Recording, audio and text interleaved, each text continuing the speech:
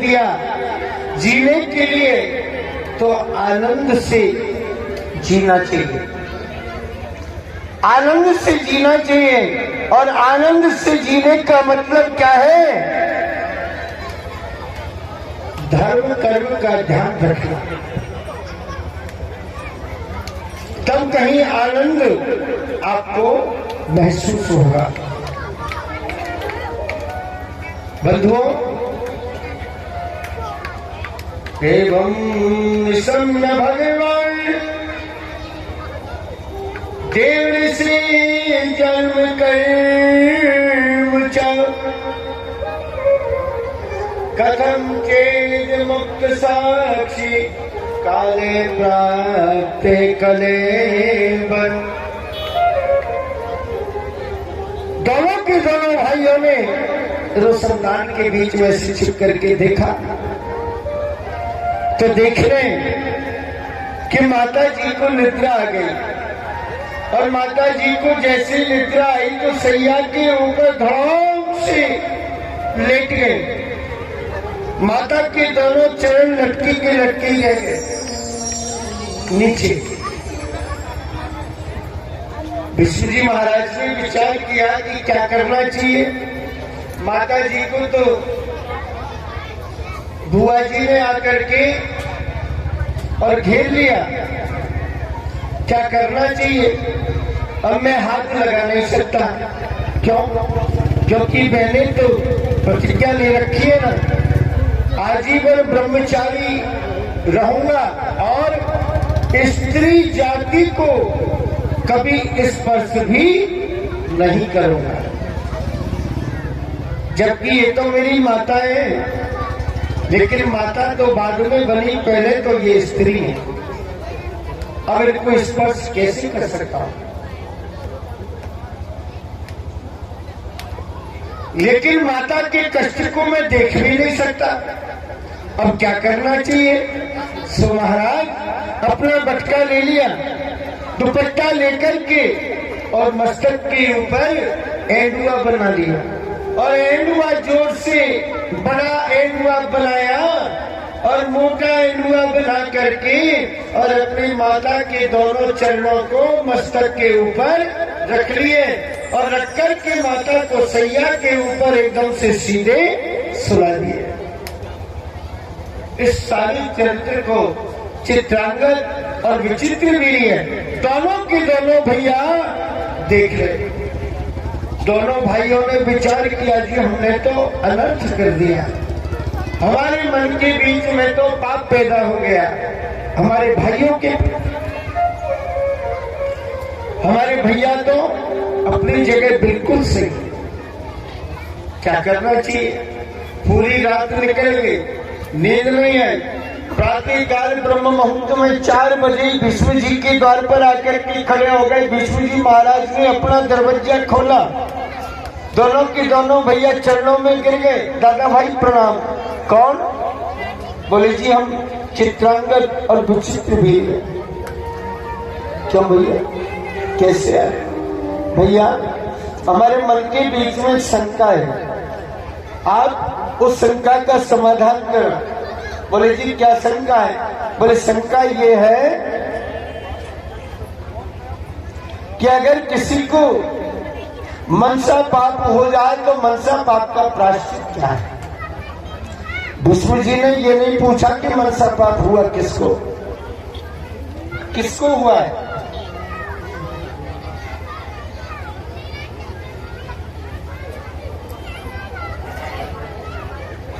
मनसा पाप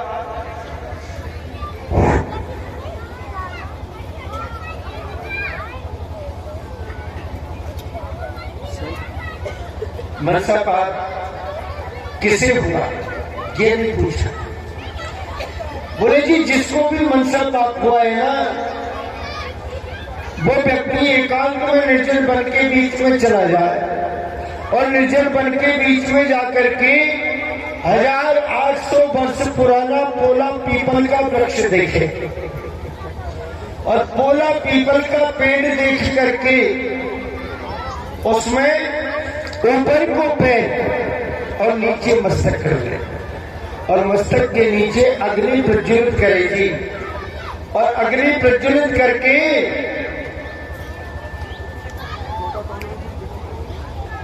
उस अग्नि की धुआं श्वास के द्वारा शरीर के अंदर प्रवेश करेगी ना, तो उसके अंदर जितने भी पाप है वो धुआं के साथ में घुट-घुट करके बाहर निकल जाएंगे। जैसे जैसे और वो पाप बाहर निकलेंगे तब कहीं जाकर के और मनसा पाप का प्रायश्चित होगा। दोनों भाई विष्णु जी के चरणों में नमन करके प्रणाम करके चले गए और दोनों ने जाकर के ऐसा ही किया। अब नए नए खिलाड़ी तो थे, पहली बार ऐसा करना पड़ा। महाराज जैसे बोले पीपल के बीच में दोनों भैया उल्टे लटके, ऊपर को पैर नीचे मस्तक, अग्नि प्रज्वलित करी तो अग्नि की मात्रा तीव्र हो गई, अग्नि प्रचंड हो गई। प्रचंड अग्नि को देख करके थोड़े से समय के बीच में दोनों के दोनों भैया जल करके अब तो दोनों पुत्र वधू भी और वैधव्यता को प्राप्त हो गए। अब महलों के बीच में 3 रानी वैधव्य जीवन को व्यतीत कर रही हैं। एक तो सत्यवती महारानी और दोनों पुत्र वधू। सत्यवती माता ने एक दिन विचार किया कि क्या होगा, कैसे होगा, कैसे वंश की वृद्धि होगी। अपने ज्येष्ठ पुत्र को याद किया, एकांत में जाकर के ज्येष्ठ पुत्र को याद किया। ज्येष्ठ पुत्र कौन थे? व्यास जी महाराज। पता है ना आपको, जिस समय व्यास जी महाराज का जन्म हुआ तो माता का आशीर्वाद लेकर के जाने लगे। माता ने कहा, पुत्र तुम जा रहे हो? हाँ मां। तो फिर अगर मेरे ऊपर कोई कष्ट आ गया तो फिर मेरे कष्ट की निवृत्ति कौन करेगा? मुझे ये तो बताओ, कौन निवृत्ति करेगा? बोले मां, अगर तुम्हारे ऊपर कभी कोई कष्ट आएगा, एकांत में जाकर के मेरे नाम का स्मरण करना, मैं अति शीघ्र त्रिलोकी के बीच में जहां भी होऊंगा, क्षण भर के बीच में तुम्हारे सामने आकर के उपस्थित हो जाऊंगा। अब कहते हैं ना, दुखी आदमी को कोई कुछ भी बता दो, जो कहोगे ना वही करेगा। गोस्वामी जी ने रामायण जी के बीच में भी कहा है, आरत का नहीं करई को कर मोह, आरत का नहीं करई को कर मोह, आरत का नहीं करई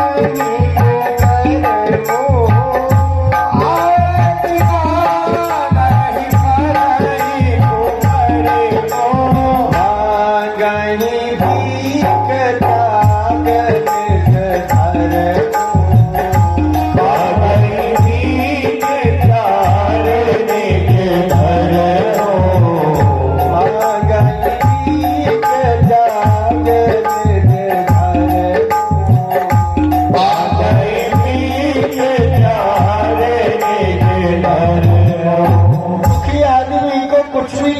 कैसे भी खानदान का होगा।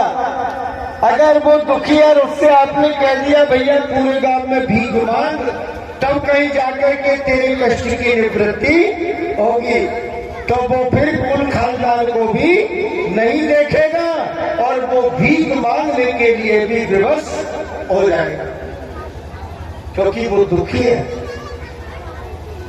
अपने धर्म को भी छोड़ देगा कष्ट की निवृत्ति के लिए। मां, ये तो तुमको करना ही पड़ेगा। माता जी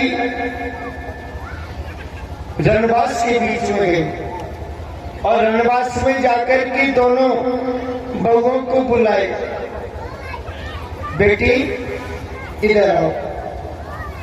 दोनों आई, बहुओं को बेटी बोल बोल करके समझाया।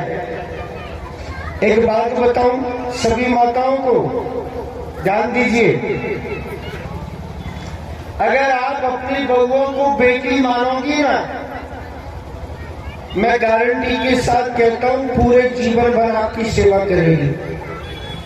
अगर बहुओं को बेटी मान करके चलोगे, निश्चित रूप से सेवा करेगी।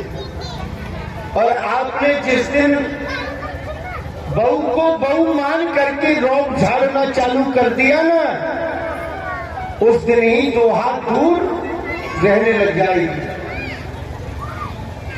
मुझे नहीं चाहिए ऐसी सासू जी, मैं तो अकेले ठीक हूं। ठीक है, इसलिए हमारी भी बेटी किसी के घर में बहू बन करके जाती है, दूसरे की बेटी हमारे घर में बहू बन करके आती है। तो आप ये समझिए, ऐसा मत समझो कि ये हमारे घर की बहू है ना, वो आपके घर की बहू नहीं, वो आपके घर की बेटी है। जैसे आप अपनी बेटी का ध्यान रखते हैं, मान से, सम्मान से, किसी भी आवश्यकता से, इसी प्रकार से अपनी बहू का भी आप अगर ध्यान रखेंगे, निश्चित रूप से जीवन भर आपकी सेवा करती रहेगी। बंधुओं, बेटी कहकर के जब समझाया, दोनों राजी हो गए। ठीक है माँ, ये ठीक तो नहीं है, लेकिन आप कह रही हो तो बढ़िया, हम तैयार हैं। बड़ी बहू से कहा, बेटी पहले तू चल। इसने विचार किया, जी जाऊं तो सही, लेकिन व्यास जी पहले तो ब्रह्म ऋषि, और दूसरी बात रिश्ते में लगे जेठ, और जेठ के सामने बहू निर्वस्त्र अवस्था में कैसे जाए।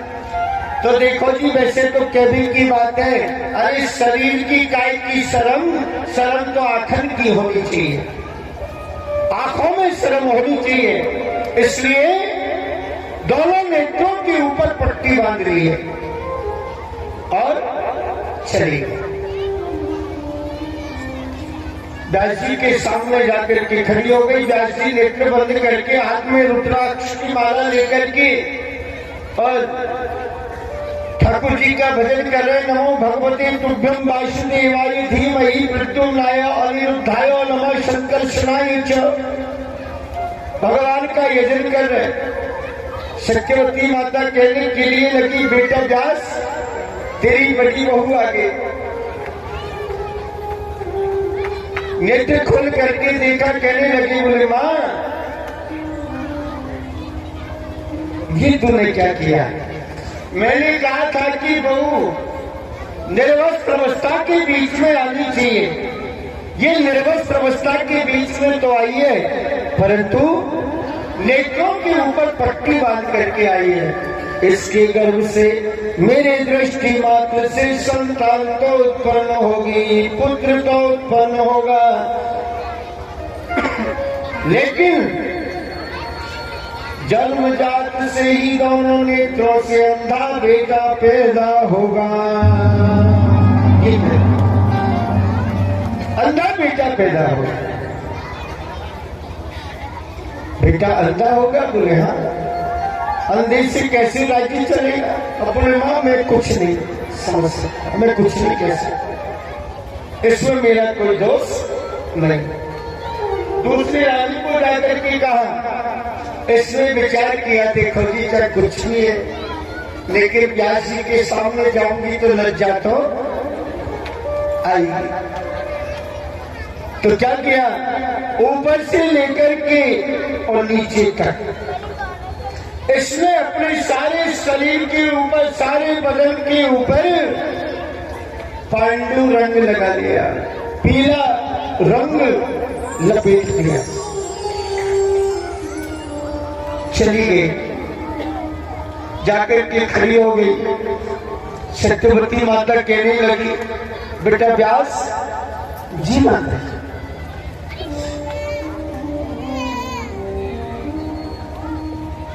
तेरी दूसरी बहू भी आ गई। नेत्र खोल करके देखने लगे। कहा मां ये तूने और भी बड़ा अनर्थ कर दिया, और भी बड़ा अनर्थ कर दिया। हाँ क्या क्या अनर्थ किया है? अरे बोले ये पीला रंग लगा करके आई है, इसकी गर्भ से पुत्र उत्पन्न तो होगा, लेकिन जन्मजात से ही पीलिया का रोगी बेटा पैदा होगा, पीलिया का रोगी होगा। हाँ तो बेटा जो जन्म से ही पीलिया का रोगी रहेगा, उससे कैसे हमारी वंश की वृद्धि होगी? कैसे वंश का विस्तार होगा? बोले मैया इसमें मेरा कोई दोष नहीं। अच्छा अब तो ये बता कि कोई और भी है क्या? बोले बेटा अब कोई नहीं है। अरे कि कोई हो तो याद कर। बोले और तो कोई नहीं, एक मेरे महल की दासी जरूर है। अरे कि दासी को भी ले। सत्यवती माता गई और जाकर के दासी को बुलाया। दासी से कहा, दासी तुम चले जाओ। दासी के सामने निर्वस्त्र अवस्था में दासी ने विचार किया कि जब रानी चली गई तो हम तो दासी हैं, हमारे काय की शर्म होगा। जो पहले तो बाथरूम में जाकर के सुंदर सुंदर तरीके से इत्र फुरेली लगा करके स्नान किए, सुंदर इत्र की मालिश करी, सुंदर श्रृंगार बनाया, केसों की चोटी बांधी, पुष्पों का गजरा लगाया, काजल लगाया, टिक्की लगाई, डालने वाला और बुद्धिमान होगा, बुद्धिमता के बीच में जो अग्रणी होगा, ऐसा सुंदर भगवत धर्म परायण भगवान श्री कृष्ण चंद्र का परम हितैषी बेटा पैदा इस दासी के द्वारा होगा। ये कहते हैं महाराज। तीनों की तीनों देवियां महलों में गई। धीरे धीरे समय व्यतीत हुआ। अब जब समय नजदीक आया तो देखिए जी, जो बहू जो रानी नेत्रों के ऊपर पट्टी बांध करके गई, समय आने पर उसके द्वारा धृतराष्ट्र नाम का पुत्र उत्पन्न हुआ। जो रानी पीला रंग लगा करके गई, उसके द्वारा पांडु नाम का पुत्र उत्पन्न हुआ। जो दासी सुंदर श्रृंगार बना करके गई अपना, उसके द्वारा और महाराज विदुर जी महाराज उत्पन्न हुए। ऐसे 3 पुत्रों का जन्म हुआ। महाराज धृतराष्ट्र के 100 पुत्र हुए। समय आने पर जो कौरव कहलाए, पांडु के 5 पुत्र हुए जो पांडव कहलाए। राजा पांडु की 2 रानी थी, कुंती और माद्री। धृतराष्ट्र की 1 रानी थी, गांधारी। इनके वंश की और काफी वृद्धि हुई। अब आपको एक बात ये बताएं, उसके बाद में विश्राम करेंगे। समय हो गया कथा विश्राम का, लेकिन मौसम भी बढ़िया है। मन तो मेरा ऐसा करता है कि आप जैसे सोता हो ना, तो और 1-2 घंटा और कथा का टाइम बढ़ा दें। लेकिन परेशानी आप लोगों को आएगी। 5 बजे दूध निकालने का भी टाइम है ना मेरे भाई बहन। ठाकुर जी की कृपा, भगवान की माया,